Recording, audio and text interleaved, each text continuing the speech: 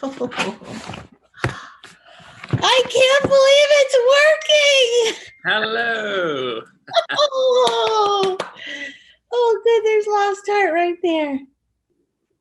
Yeah, I just got that at the premiere. They were nice enough to give me one, so that's nice. Oh, that's nice.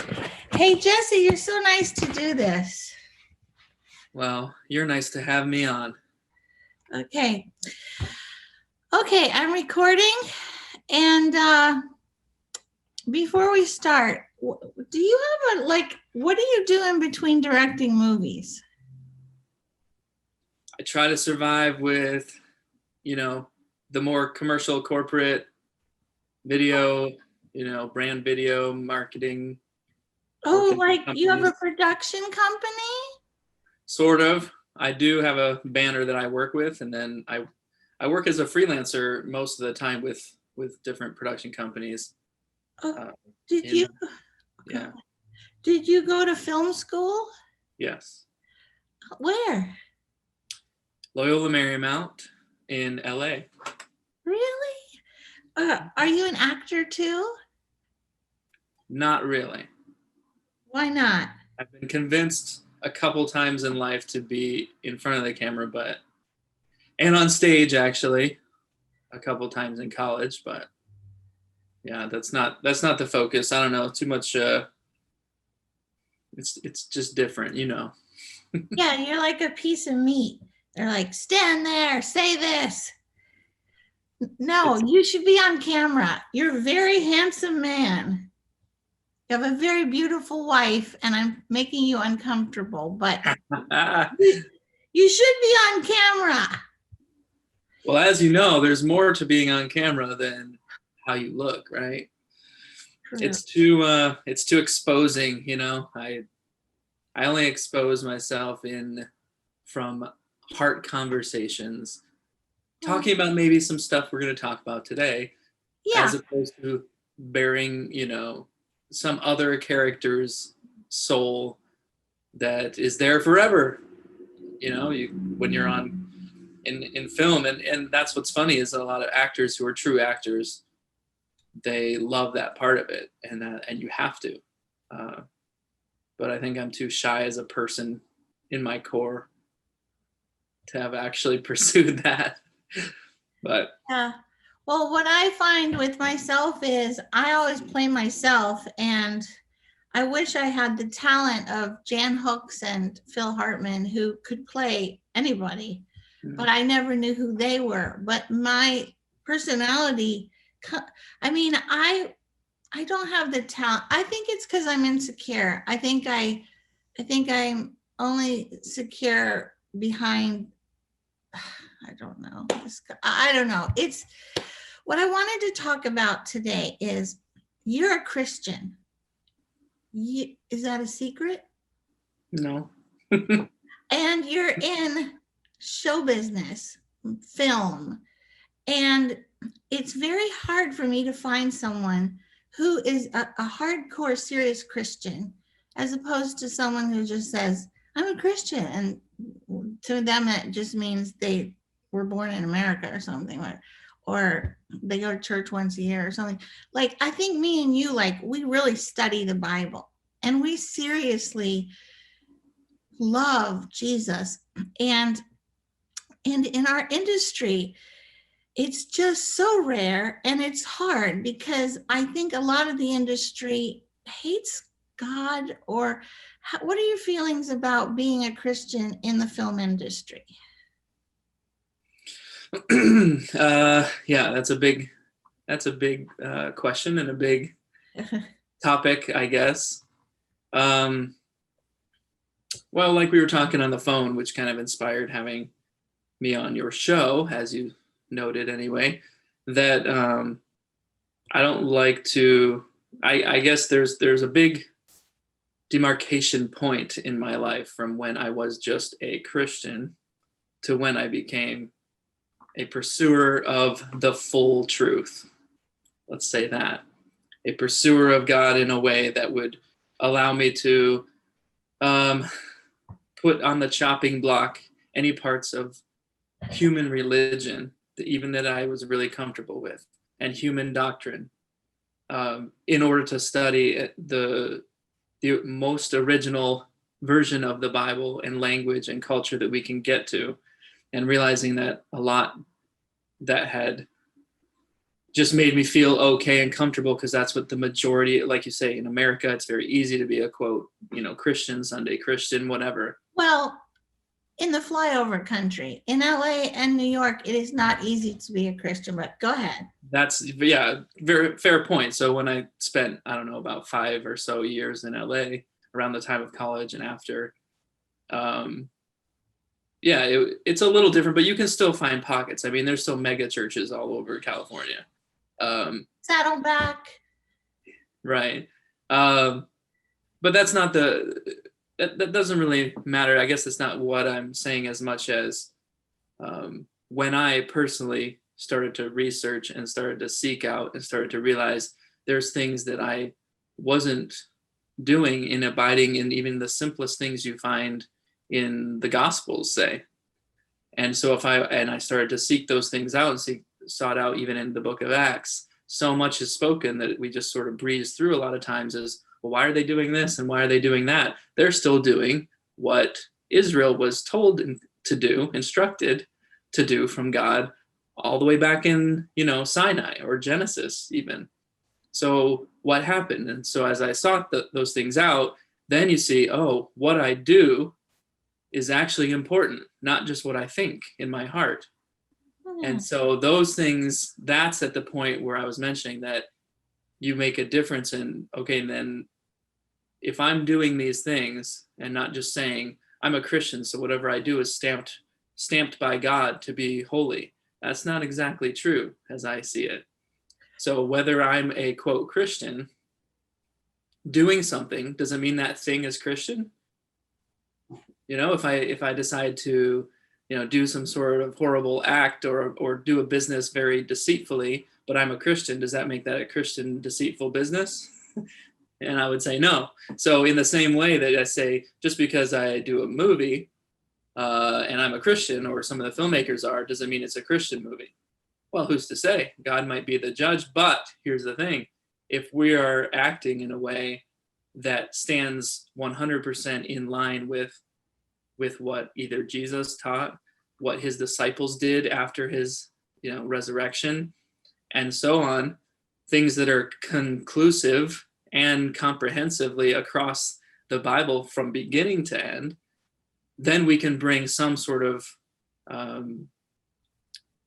substance and meaningful things that can be seen in our work that may direct people to point out what's the source of those things, what's the source of those people, or thoughts, or forgiveness, or redemption, things like that, and hopefully can find the source, which is God, the God of creation, the God of Abraham, Isaac, and Jacob. It's not me. It's, I'm not doing anything because I'm trying to abide by a code that is written in the Bible, but I better make sure it is that code written in the Bible and not just a moralistic code that is easy for people to follow, kind of 1, 2, 3. This is what we do.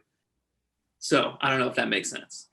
Okay, could you repeat that in one sentence? I don't even know what we're talking about. You'll have to ask the question again. Well, let me go back. You said there was a point where you decided to be a serious Christian and actually do it, not just think it or believe it, but actually act like a Christian.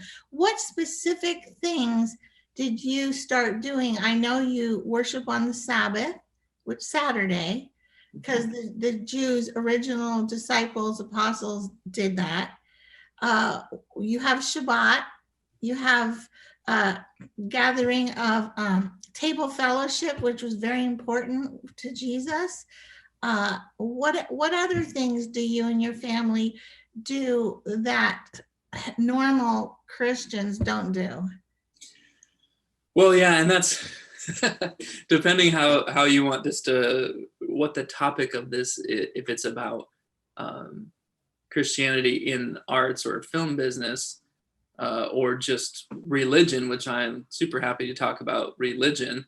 But I would just say what I was trying to express before, maybe you can edit that part out and just we'll cut to like a simpler thing. the one sentence. Realizing my job is only to point people to the Father of creation, the Father of salvation. And I don't have the arrogance to say that a production that I'm involved in, say a movie or a product, whatever my hands would make, that thing isn't going to save anybody. But if my life being in it and being behind it can bring anyone to question or to seek and point to, because of our following the example that we have in Jesus as he walked, can lead other people to question that, to see it, to seek it out for themselves in the words we have known as the Bible, then that is my version of, if you say it's a Christian movie, it's not for me to say, but if it leads people to seek the one who points to the Father, who does hold his life or your life in his hand, then that's my goal. So you're saying your goal in life is to point people to the Father, and whatever you're doing that whether you're making a movie, whether you're with your children at Disneyland, whether you're eating, drinking, you try to do all for the glory of God. And so whatever art you do, it's your heart's going to spill over into it. Is that what you're saying? That's the goal, for sure. Yeah. Yeah.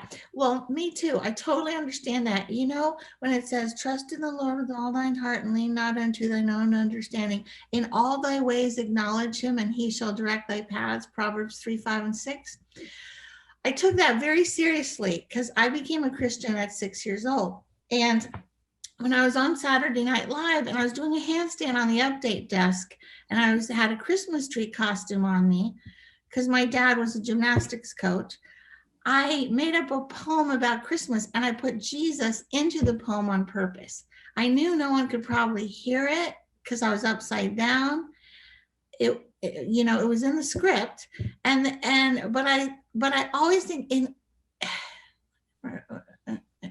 all thy ways acknowledge him.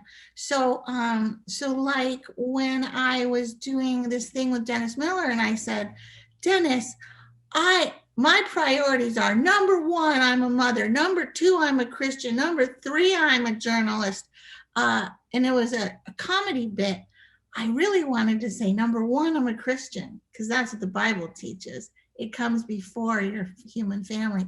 But I thought, no one's going to get that except Christians. So I kind of said, number one, the bit was about me bringing my baby to work.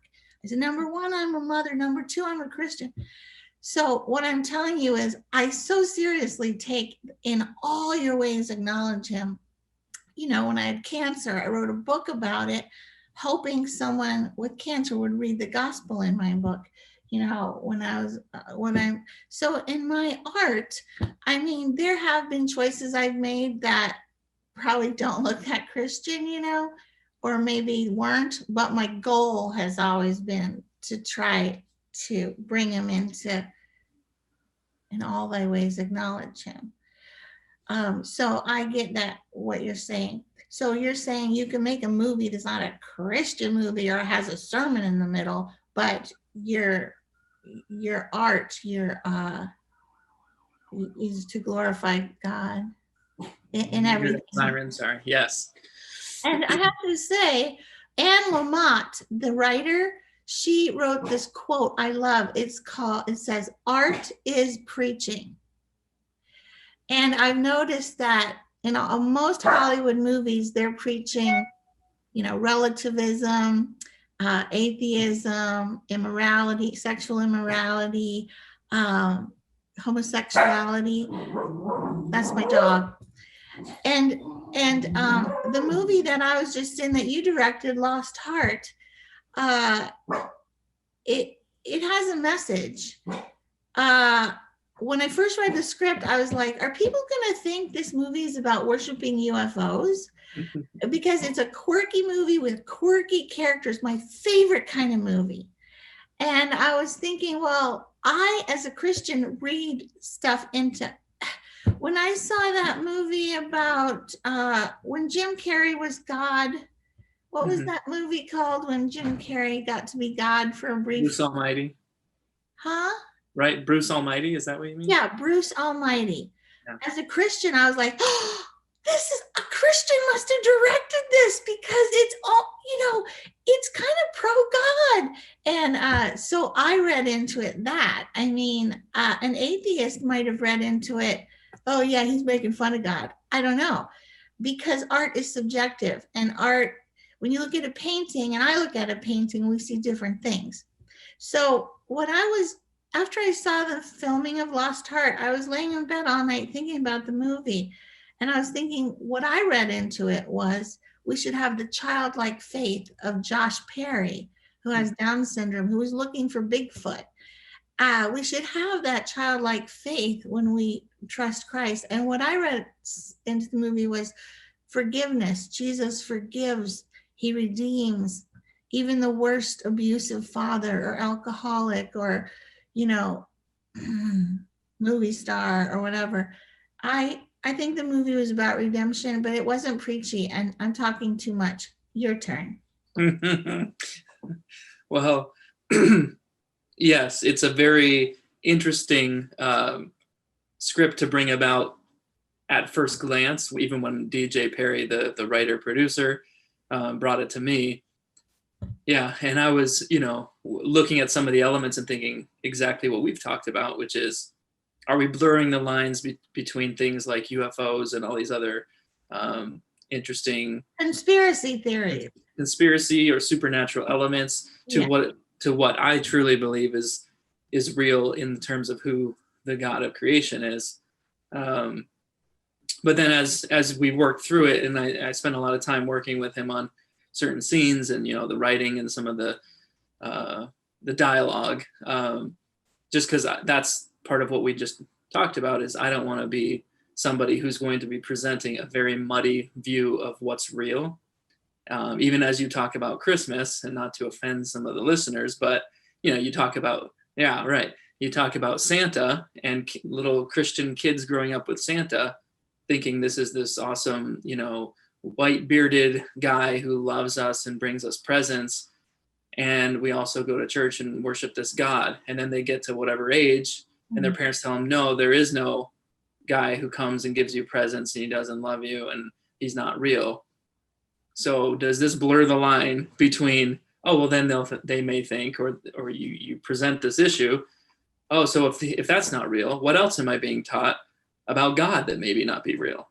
Mm-hmm. So there's things that humans have in our made up traditions that I think goes back to what I was saying. We really need to take seriously about how we're looking into what is the instruction of the Bible to what is real, and how this God that we say we serve, how he instructs us to serve him.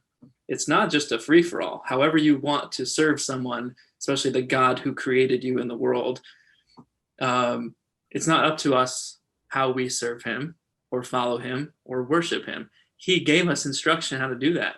That's what's interestingly found in the front of the book. And that's what's interesting about most churches and religious people only kind of look at or hear or talk about the end of the book because they just want the happy ending, just like movies. But it doesn't work that way. In all movies is the same way. If you just watch the last 20 minutes, it might be this big emotional or dramatic or whatever thing. It's not going to mean much to you because you won't understand where the characters had come from and what the purpose and meaning of this story actually is in some sort of final revelation. And it's the same with the Bible, and it's the same with the story of the people from which we come, which is Israel, and that includes all Israel. But with this story, yes, so we're dealing with very comedically sometimes and innocently is DJ wanted to pit these things against each other, use it kind of as a foil to express the journey of faith, using things at like UFOs and Bigfoot. And it's not to say they're all the same, but if you watch the movie, I think to bring that out in a thought experiment, or to get an audience to kind of enjoy the ride, but then really be able to think while you're disarming them with, fun little things to consider. The point is how do we process? How do we think? How do we rationalize things that are too hard for us to understand? Mm-hmm. And that's what the whole UFO, even in our world today, people who swear on their life that they've seen a UFO, or they've seen, there's stuff about aliens, there's stuff about, things like Bigfoot and these other Loch Ness monster, whatever you want to bring up. There are people in their, cultures, in their towns, that have sworn that these things are 100% real. And it's really interesting to deal with where humans decide to know our rationality is supreme, and I can't rationalize that, so it's not real. And the interesting thing is, could we, or are we doing the same thing with God, even in churches? Are we just going through motions and mentally agreeing that something like Jesus is who he says he is, and because we believe or say this word or prayer that we're going to live on eternally? No wonder it sounds a little crazy to the world. Yeah. So this movie, I think what it does well is talk about what actually is capable of changing someone's life, or redeeming, if you can use that term in an earthly sense, redeeming someone's life from a real difficult background, a real torturous or abusive situation, and what is capable of bringing forgiveness, because you don't see it every day. You see more people honoring those who just muscle through and overcome. But do we see the honoring and the upholding, the exalting of people who actually forgive in a selfless way? And I think that's only possible when you really understand love, which I think is only possible when you really understand an essence like the God of the universe, the God of the Bible. The Bible is full of supernatural things, and Ephesians 6:12, and what about, I think UFOs are maybe fallen angels, demons, and the Nephilim in Genesis 6:12. There's a lot of, what's funny to me is when people are like, well, how could God do this? I'm like, God created the universe. He could do anything. But anyway, I wanted to ask you, what do you think the message of the movie Okay, so audience, I was in the movie Lost Heart, and Jesse was my director. And he's one of my most favorite directors of all time. And I love his gentle spirit and peaceful spirit. A lot of directors on the set, there's so much stress on the director, they get all nervous and mean. And in LA, they say the F word all the time, but Jesse doesn't. Tell me what you think the message of Lost Heart is. I think I always stay back from trying to give people, before they've seen it, what they should take from it. Because I think it's an important thing. You don't have to say that an audience does, but who knows when they'll be seeing this. So I think one of the themes, there's several themes. One of the major themes is how somebody with a really dark, abusive past has a name to it. This person, the character's father, after they die, what that does in allowing this character to find some sort of peace and forgiveness that would come not from that person actually apologizing because he's dead. So where can it come from if it's in terms of just finding that from God himself in revealing something to you, even if it's in memories. And I think one of the most powerful things is the character Don Most plays, who is this pastor, this kind of bumbling pastor who doesn't get a lot right, Pastor Milo, tells Melissa, Anne Schutz's character is the main character, Hannah, and she's complaining to him about how she tried prayer as a kid. It never worked. Nothing ever got fixed, in these situations. But here we are 30 years later, and things did resolve, but just not in the way that she wanted at the time. It might take death. It might take decades of hardship. Mm-hmm. It might take coming to the top of the mountain or going to the bottom, mm-hmm. To realize these things slowly, as God presumably mm-hmm. changes us. Our perspective is able to see things that finally do reveal themselves to have have changed or have brought meaning, and ultimately bring abilities for her to or the situation that she can actually forgive and feel that trueness of who God is, despite all the crazy circumstances around with UFO and supernatural things. Is ultimately the point of this movie, is that we're not able to identify and properly pinpoint what these supernatural things are, because we're not supernatural. We're bound in a physical mind and a physical body. We're not eternal. So how can we define for the eternal God how he's going to reveal himself? And that's another line from the movie. So I think it's just opening those perspectives up for a lot of Christians who come, because we're so protective in this world as Christians. You come up and you're very defensive, and the world's out to get you. So a lot of times we hold on to our little doctrines really strongly of what's in our box and what exactly God is in our box. And I think this movie is just meant to just through some humor and through some dramatic events and hopefully entertaining movie, to challenge that view. Is we're not able to define how he reveals himself, and really to keep your eyes open and to keep searching and to look inwardly in an evaluation sense of how am I actually living according to this God or this Bible, because maybe it's a bigger process. Maybe there's more to know that would open up my mind to even identify, to be able to walk more with him in a way that I can start to see things that most don't see. Because as you mentioned, as you referred to, there's a lot of spiritual elements going on in our world. There's a battle out there, and we need to be more aware as Christians of what that is. And it's often not inside the walls of our own church. Could you say that in one sentence?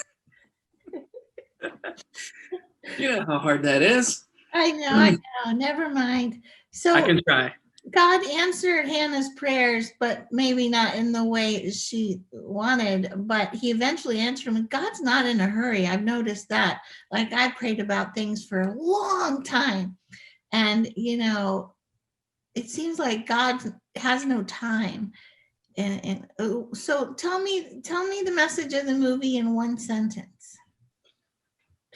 The film school would say the log line. The log line is very practical, but the message is very broad. And I think the message can be, if you're willing to seek forgiveness and come to grips with your own failings, then God can show up in many different ways that we're not expecting. And that's what the mystery is all about. Well, I like that. I like mystery, because there is a lot of mystery with God. I like that. What's the log line? And I don't even remember. I mean, we've had a few along the way. It just has to do with, Hannah is a falling, country music star, and she comes back to her small Michigan town after her dad passes away through some mysterious events, and is challenged to come to grips with her past and her own struggles through a bunch of great, wonderful characters, and find forgiveness in the mysterious places. Okay, that's good. I want to tell everyone DJ Perry did a fantastic job writing the script. He's very prolific. He writes a lot of screenplays. I love the characters he makes. They're very original.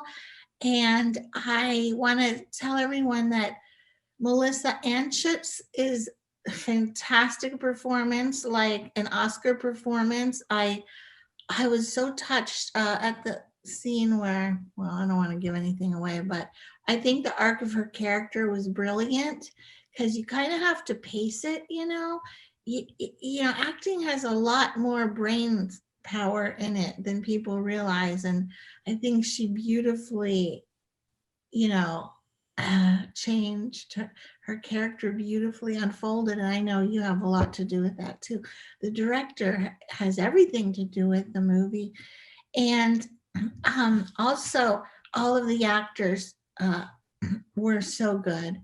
And I'm a big fan of Christine Marie and Josh Perry, and I'm leaving people out, but you guys are called the Collective Development Incorporated. Are you part of that, or did they just find you?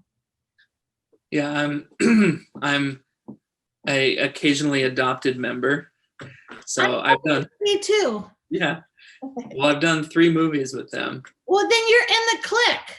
So, but that's why it's a collective, is that, you know, each project will have a different sort of group, but the core is always coming, you know, from Michigan, and that's including the producing and behind the scenes, you know, crew, as well as, you know, the talent, the actors. There's always a really, you know, huge portion of that is Michigan based talent, because that's something that DJ, for one, and the rest are big on. And so DJ and Melissa and Shane, cameraman, the DP, the DP director for, I'm in film school now. What's the guy called, the cinematographer guy? Yeah, director of photography. He did a great job. Yeah, and I've all 3 of the movies I've done with CDI have been with him. That's Jesse Aragon. We're the 2 Jessies of all things. Right. Yeah. Jesse Aragon is the one who shot it, and yeah, he's very good. He's from LA, but he's really great to work with, as all the crew. I know if we have to start mentioning crew, we got to name all these people, because you don't want to leave someone out. Right. Shelley was great in wardrobe, and they're all great. It was such a lovely feeling, such a beautiful, everyone's doing it because they were passionately loved doing it. It wasn't for money or fame. It was like a family, and I sort of want to get in the clique. So I'm doing the second film with them, a very small part. Just because I want to work with them. I love being around them all. So I guess we're going to wrap up, because I don't want to take your whole day, Jesse. I really appreciate you taking time to talk to me. What really touched me was when we were given Saturday off, and I said, why aren't we working on Saturday? And they said, because the director worships God on the Sabbath, Saturday. And I was so touched, because I've started just a beginner studying on stuff like that. I took a class on the Sabbath, and kept asking the teacher, is the Sabbath Saturday or Sunday? Is it Saturday or Sunday? When did it change into Sunday? Why did it change into Sunday? By the way, Jesus was in the ground 3 days. Well, if he died on a Friday, then Friday night, Saturday night, Sunday night, he would have rose on a Monday. I want to know everything about the Bible. I'm like, well, then that means he died on Wednesday. If he rose on Sunday, then he died on Wednesday night, Thursday night, Friday night, rose on Saturday. No, he rose on Saturday, the Sabbath. Anyway, we could take 2 hours of me asking questions about that. Maybe come back and we will explore that. Well, there's tons to discuss about that. You referenced a few big and really awesome things, especially when what I mentioned is all these things have so much importance and are all founded in the instruction that God gave his people in the first 5 books, called the Torah. And yes, the Torah, Genesis, Exodus, Leviticus, Numbers, Deuteronomy. Right. And so everything Jesus did had a reason and was founded and based in that, including death and resurrection, and when and why. And that's according to, the timing of the Feast of Unleavened Bread, Passover and unleavened bread. And so we can talk about that some other time. Hopefully I gave you enough about the movie and the thoughts behind it, because I want to make sure people watch hear it. That too. It's November 7th and November 21st for free on encouragetv.com. I'm going to get my whole family together to watch it. And I've only seen it once. I want to see it over again. And I just wanted to tell you that I just was so excited when they said the director worships on Saturday. And I was like, a person who takes God seriously. I just love that. I so respect and admire you for actually really caring and about loving God and obeying him. I just think that's so rare. And I still go to church on Sunday, but I'm going to study all the things that you're talking about, because I want to be like a Christian in Acts, the book of Acts. I want to be like the original apostles. Have you seen The Chosen? Yeah, that was really great. Wasn't it fantastic? They did such a good job, and I know they're filming right now season 2, and that's I really cool. donated money to make season 2. That's awesome. I was so excited. It was anointed. It wasn't like, I worked with Dallas Jenkins before. I think in his first movie, he directed me. It was Stephen Baldwin. It was a Christmas movie, but I think it was his first one. It was a long time ago. But I feel like it's anointed. Like no human could have made it all fall together so well. I mean, Matthew, the way that that guy portrayed his Matthew, and Simon Peter, and Jesus. I mean, I was like, that's my favorite Jesus. Yeah. Anyway, I'm so touched by it. I do think God anointed it, like it wasn't just man's talent that put it together, even though I do give Dallas Jenkins a lot of credit and his talent and everything. Yeah. And all those actors, but God used their talent that he gave them and blessed it. Anyway, Great. Do you want to say anything else? Well, I know one thing that whether you use this or not, so like The Chosen, when you're actually depicting biblical events, it's so important to be as authentic as possible, because for some people this might be the only exposure they get to this, and to give it that legitimate kind of bedrock in who these people are and what the actual timing and culture and what their nature was and in which understandings they lived. And then for our movie, one thing that I know we mentioned before is, I think these movies, to go back to that Christian movie idea, is really, if we can be honest in portraying people, characters in very real life events that can be understood by everybody, then the best thing we can do is take an example from Jesus, who spoke so many times in parables. And to present a parable, that's how I try to see the things that I'm involved with.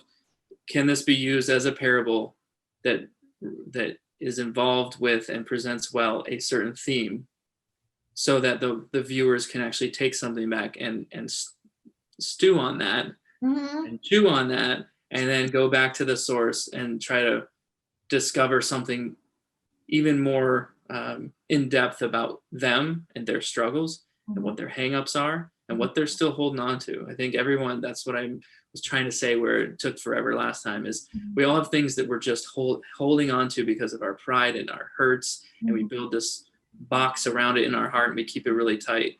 To break that open sometimes takes something from outside of us, and then in order to bring it and to view it through the eyes that only God, I think, can really give us, and to see if then we can work with him to transform it into something that's more like what we read in the Bible, in the whole Bible. Because as you mentioned, the Bible is full of, very broken and messed up people that do a lot of things wrong. And that's not what we need to focus on. So much of modern cinema is just the dark stories, the downward spirals, the anti-hero, all these sorts of things. Well, we all know how bad humanity can be, but our goal isn't to stay there and worship that. Our goal is to surrender that, to literally put that on the altar and allow him and his truth to completely change our mindset, change our eyes, open our eyes to things we never saw, and to take part in his kingdom, which is redeeming those things for his glory, yes, and to be made holy. So that's, I think, the goal. Maybe that would give some context to what the pursuit is for me, and hopefully it can continue. I can't wait to work with you again.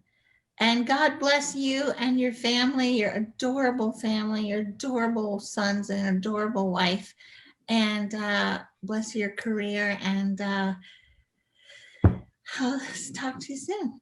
Well, thanks so much for having me. And I didn't even get to say how much of a pleasure it was to work with you, for one. Seriously. And I know you're very hard on yourself, and you're very, you didn't like how you come off on film and stuff. But believe me, I've heard it from everybody that's seen it.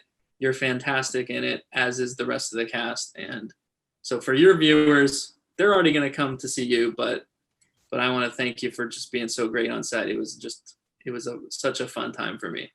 It was super fun. Thank you so much. Mwah! Yeah, I can't wait to see you next time, whenever that is. Okay.